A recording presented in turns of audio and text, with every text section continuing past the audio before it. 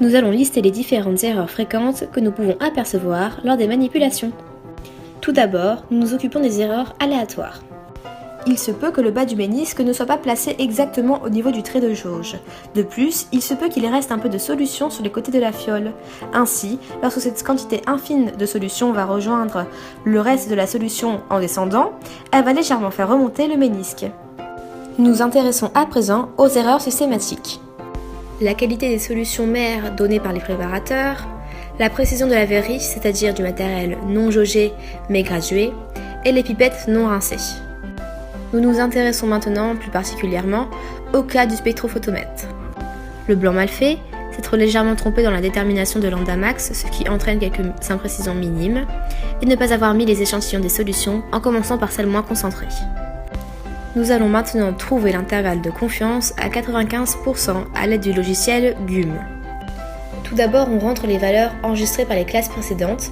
Le tableau les affichant sera affiché juste après. Ensuite, on regarde la valeur de l'intervalle de confiance à 95% et on l'applique à notre moyenne calculée. Voici le tableau des valeurs trouvées par les autres classes.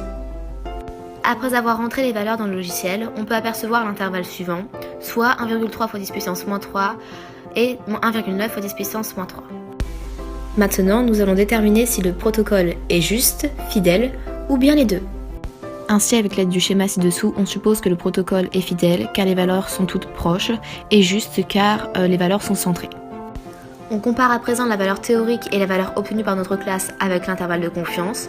Or, on remarque que ces deux valeurs sont comprises dans l'intervalle de confiance. On peut donc en conclure que notre protocole est juste.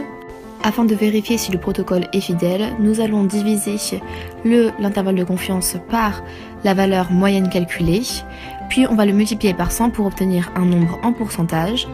Or, celui-ci est de 18,75%, ainsi notre protocole n'est pas fidèle car le résultat est supérieur à 10%.